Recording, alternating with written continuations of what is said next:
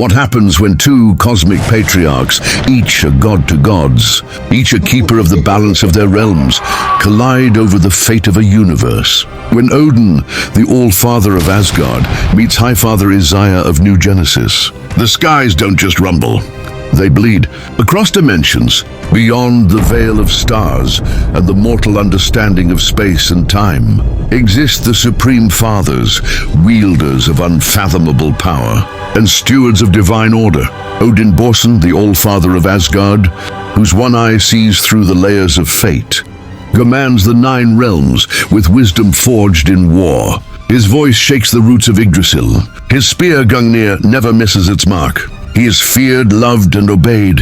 Then there is Isaiah, the Highfather of New Genesis, brother to Darkseid and champion of peace through power.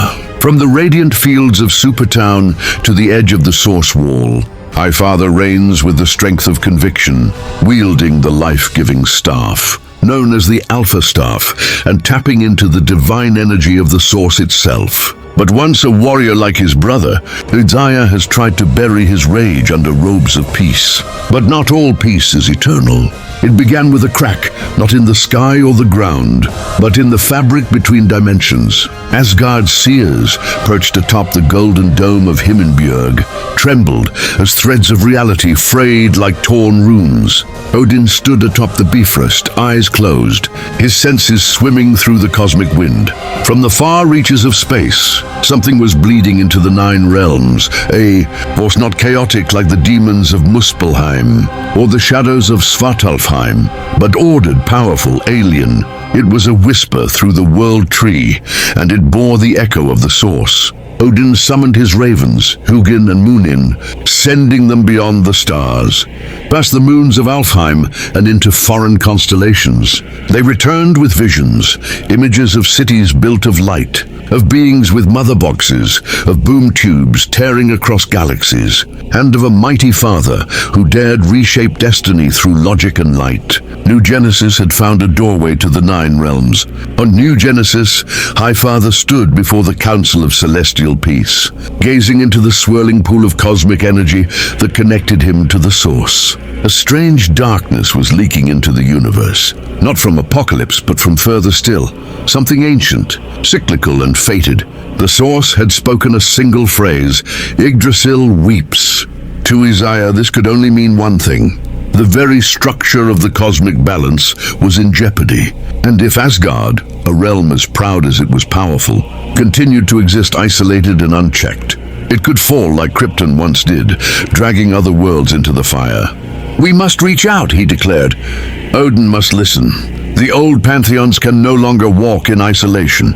He opened a boom tube to Midgard, a neutral land between both their spheres of power. He brought gifts of knowledge, peace, and warning. But Odin did not take kindly to warnings. They met on the cliffs of Vanaheim, where the waves crashed like hammerfalls, and the air stung with the essence of primordial magic. Odin towered in his war armor, the runic crown upon his brow. Gungnir pulsed in his grip, itching for prophecy and power.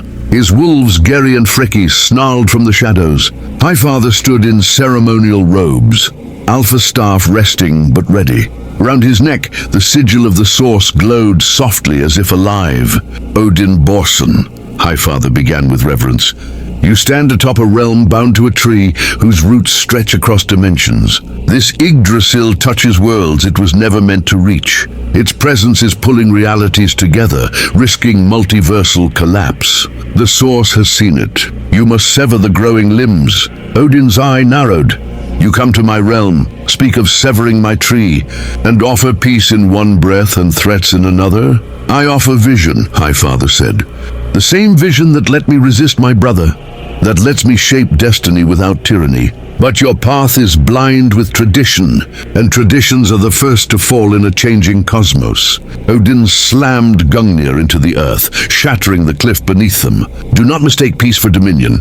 Isaiah, you're not the only one who stared into the abyss and came back wearing a crown." Tension hung heavy, thick with divine aura. Lightning crackled. The air shimmered. From across dimensions, gods and watchers turned their gaze to the confrontation. The old gods and the new stood face to face. Highfather's eyes glinted. Then we are at an impasse.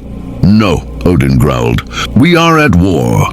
Back on New Genesis, Light Ray and Mr. Miracle prepared for what they had hoped would never come. Highfather summoned his celestial armor, forged in the heart of the Promethean galaxy, his voice echoing across Supertown. Meanwhile, in Asgard, the Bifrost blazed with runes, and the horn Galahorn sounded. The Einherjar marched, and the skies trembled. Odin climbed the steps of Hlitzgelf, the throne that sees all, and raised his hand to the stars. This is no mere clash of worlds, he said to Thor and Frigga. This is a battle of creeds, between cosmic order and divine will, between fathers of fate. In the sacred wells beneath the roots of Yggdrasil, the Norns erred Verdandi, and Skuld whispered of what was to come. A battle between all fathers would ripple across every world connected by thought, belief or prayer. Titans would fall, stars would dim, but the winner would not be determined by power alone.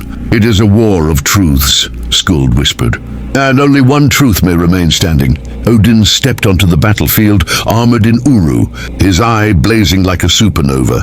Gungnir at his side, his will hardened by millennia. Highfather descended in a beam of radiant energy, Alpha Staff pulsing with the might of the Source, his eyes calm but unshaken. They stood on a barren moon caught between realms, forged by their powers alone to contain the war to come. One fought for tradition and dominion, for the survival of the mythic cosmos. The other fought for destiny and balance, for the integration of gods into the new cosmic order.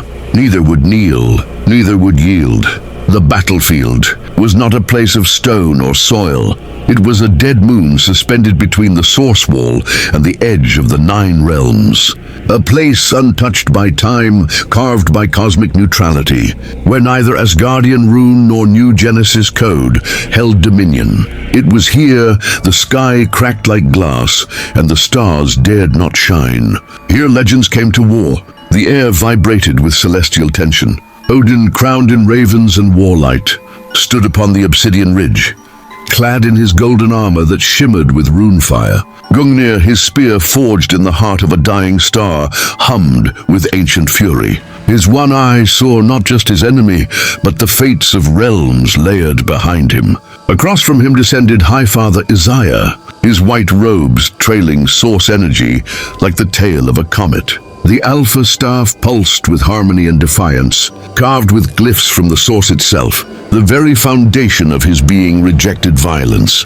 Yet when balance demanded sacrifice, even gods must bleed. Neither spoke. Their silence was thunder. Gungnir flew. A streak of golden light ripped through the black sky, guided by Odin's will. Isaiah raised the Alpha Staff, bending the bolt of divine energy into harmless wisps. The counterstrike came not from rage, but precision. The staff hit the ground, and a beam of compressed source erupted in a dome toward Odin. The All-Father teleported, flashing into mist and reappearing behind Highfather, swinging his spear down like a divine executioner. The staff blocked it just in time, creating a shockwave so vast, moons trembled across dimensions. They clashed, not like warriors, but like tectonic plates of existence grinding against each other. Time buckled. The battlefield fractured. Beams of all-speak magic collided with strings of source code. With every strike, ancient truths were challenged. Was order rooted in prophecy or evolution? Above them, the skies turned into torn murals. The Bifrost shimmered open, projecting holographic echoes of Asgard's warriors praying for victory. Simultaneously, boom tubes whirled beyond the moon's rim, from which phantom voices of New Genesis chanted source hymns. This was no longer a duel. This was the weight of worlds pressing behind 2 titans, each carrying the prayers of billions. Odin summoned the winds of hell, binding Highfather in ice from Niflheim. Isaiah responded by summoning a vortex of source fire, not to burn, but to transmute Odin's magic into unrecognizable symbols. Suddenly Gungnir pierced through the flame, and Odin struck. A brutal uppercut of raw All-Father strength, unfiltered, sent Isaiah flying across the dark moon's surface. Mountains cracked, The old god stumbled but rose, his beard singed, his face bleeding golden ichor, yet his grip on the Alpha Staff tightened. "You have power, Odin," he whispered, "but power divorced from purpose is tyranny. And purpose blind to wrath," Odin bellowed, "is delusion." The battle reached its apex. Odin called the Odinforce his greatest weapon, a surge of ancient energy shaped by countless eons, a construct of prophecy and sacrifice. Around him, constellations bent and shrieked. Uzziah responded in kind, whispering to the source. The Alpha effect burst forth, manifesting as rings of holy judgment, each representing a law of cosmic balance. They spiraled toward Odin like divine commandments. Odin met them head-on. The sky cracked open, revealing the eyes of watchers, the presence, the celestials, even fragments of the endless, observing silently. The energies collided.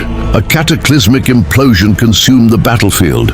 Entire galaxies flinched. Both gods were driven to their knees in the aftermath. Bloodied and breathless, power flickering like candles in wind. And still they rose. They rushed. No more magic.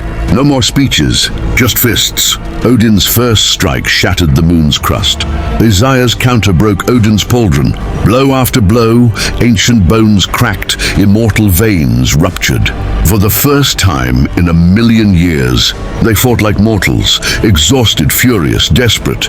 But Odin had one edge. He had fought monsters, slept on blades, given an eye to the well of Mimir, waged war across dimensions, and watched sons die. And he had never stopped. He summoned his last breath of Odinforce and channeled it through Gungnir, now a glowing spear of concentrated will. With one cry, half rage, half sorrow, he hurled it. The spear pierced through the Alpha Staff, shattering its divine circuitry, and struck Uzziah through the chest. Light exploded. Uzziah fell, not with a scream, but with a whisper, "Let there be peace." After war, Odin staggered forward, his armor cracked, his breath ragged. He dropped to one knee beside his fallen foe, placing a calloused hand on Uzziah's chest. "You were never my enemy," he murmured. Then he rose, battered but unbowed. Gungnir returned to his grasp. Above, the sky stitched itself whole again. The Bifrost and boom tubes vanished. Silence reigned. Odin, All-Father of Asgard, had won. But the price was not glory. The price was legacy.